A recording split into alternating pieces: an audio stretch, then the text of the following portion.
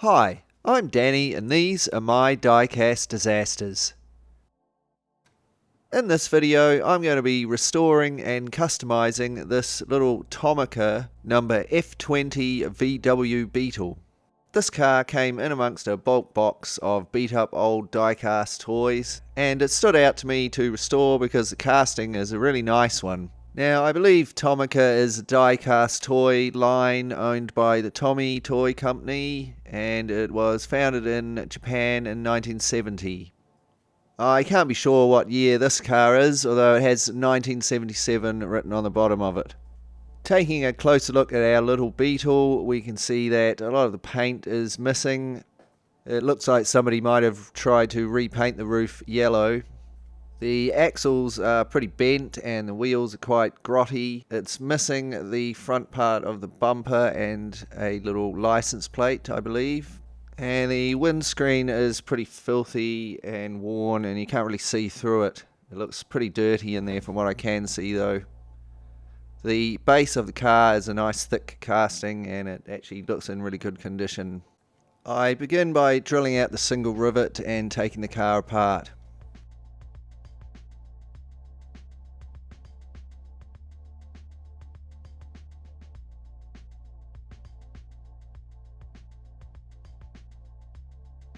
There's quite a lot of sandy dirt inside this car.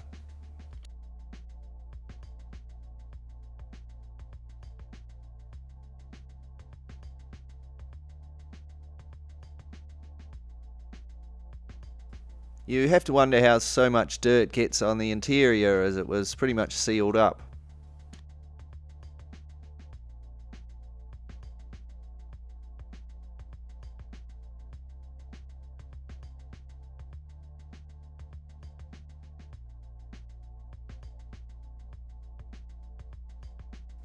With the car apart, I used some paint stripper to remove the paint from the body.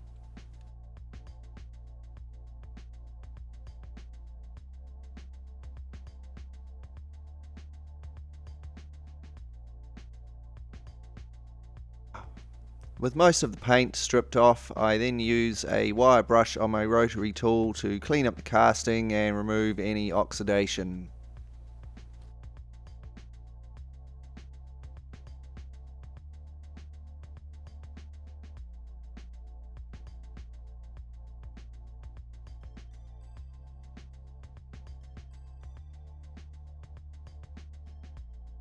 Now that the casting is cleaned and burnished, I can begin painting. I'm going to customize this car in the style of an old barn find car. I begin by painting on patches of a dry rust effect paint.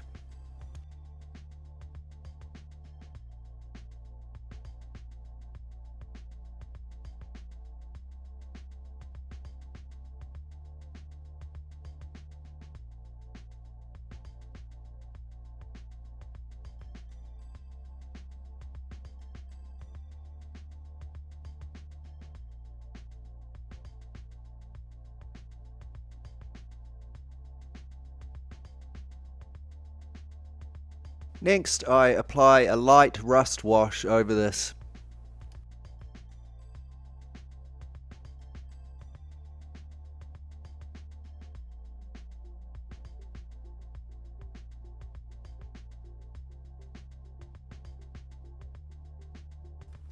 To finish my rust effect, I apply a dark wash. I try to apply this very unevenly and continue applying it as it's drying for a little while so that I get different shades of dark and light rust.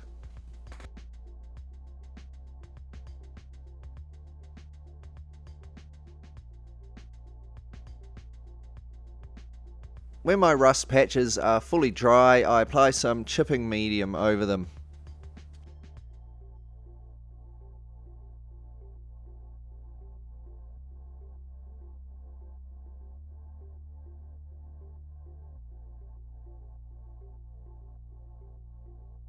I then airbrush the car in a nice light blue.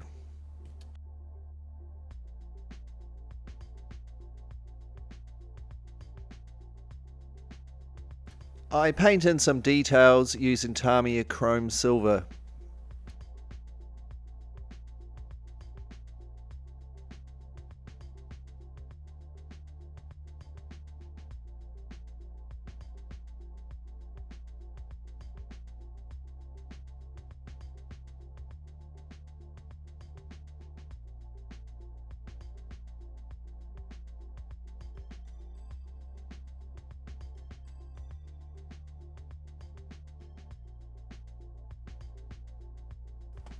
It's quite a pain painting these rear lights as they don't have any definite border lines.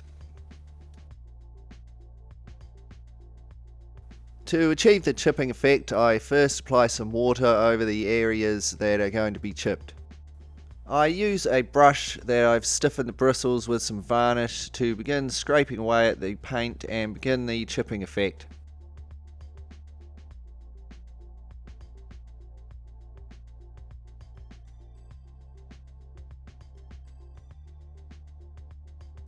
As the water gets under the paint and loosens the chipping medium, the paint will chip away more easily.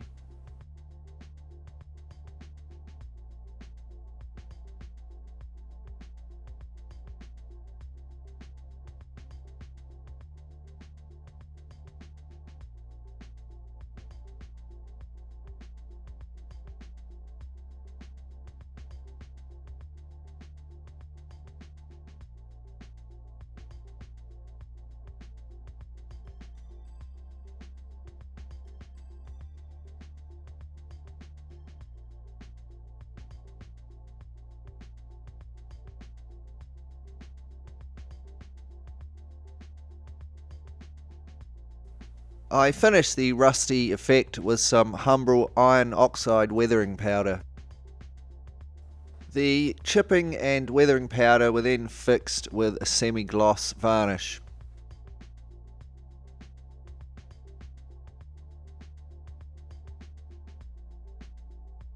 Moving on to the other parts of the car, we can see that they are totally filthy.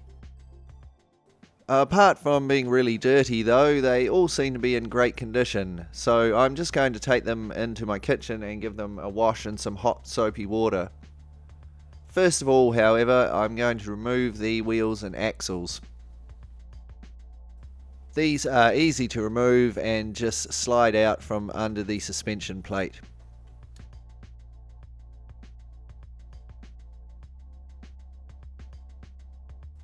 Here are our parts after a good wash and scrub. I had to scrub the interior quite well to get into all the little nooks and crannies. All of these parts look to be in great condition. This interior pretty much looks brand new. The same with the suspension plate on the base.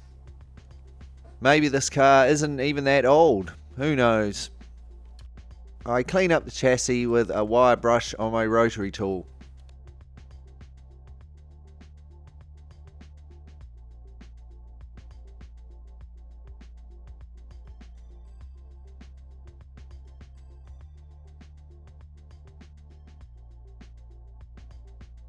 The front and rear bumpers are detailed with chrome silver.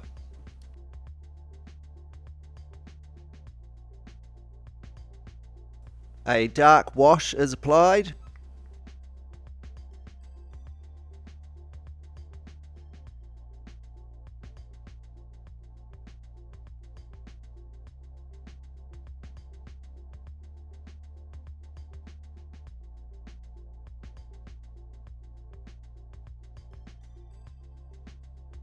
And I finish the effect by highlighting the writing with some rust wash.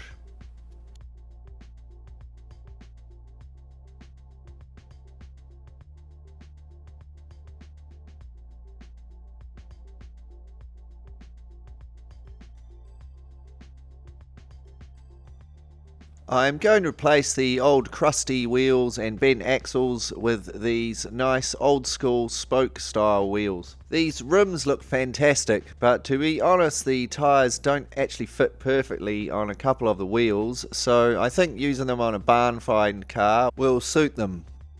To detail the interior, I first give it a very light coat of Tomica fine white primer to help the paint grip a bit better. I then paint the seats cream.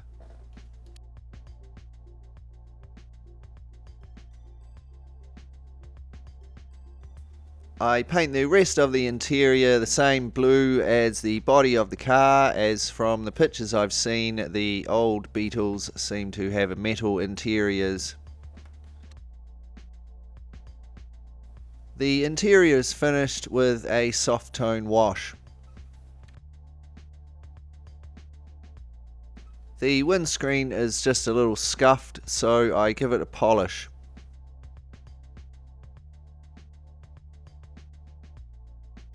So here are all of our parts painted and ready to be put back together.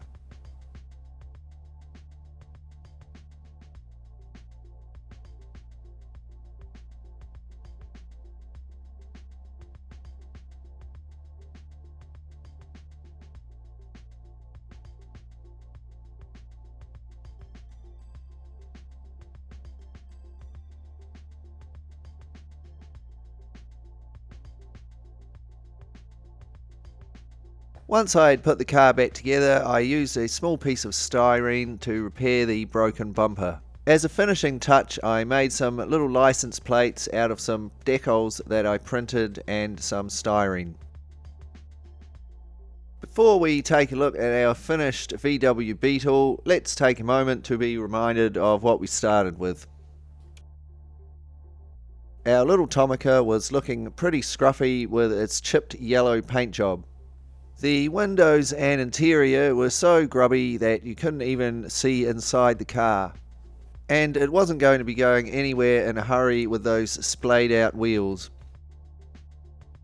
And here is our finished VW Beetle, transformed from box find to barn find.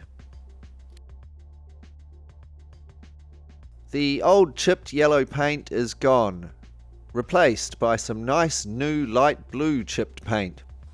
The windscreen has been cleaned up so you can easily see through it now to the nicely detailed interior. The grotty, worn out old wheels are gone along with the bent axles and replaced with some nice vintage spoked style real riders. The broken front bumper has also been repaired and the license plate has been replaced, along with an added license plate on the back. My goal with customizing this car was to make it look like an old barn find car. Perhaps somebody has just bought a new farm and they're ferreting around in the old sheds, and what do you know, they find this, they're rotting away in the corner. An old classic left behind and forgotten about.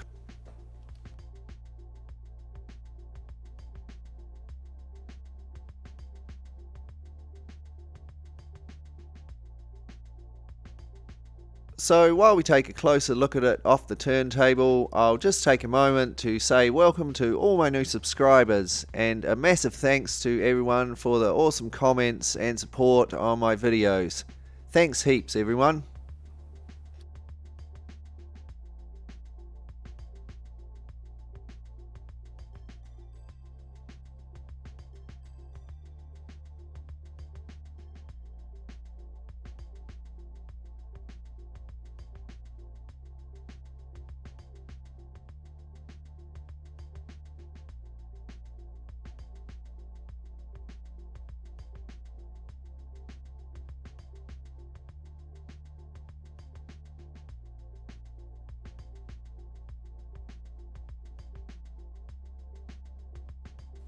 Thanks heaps for watching. If you enjoyed this video, please like and subscribe.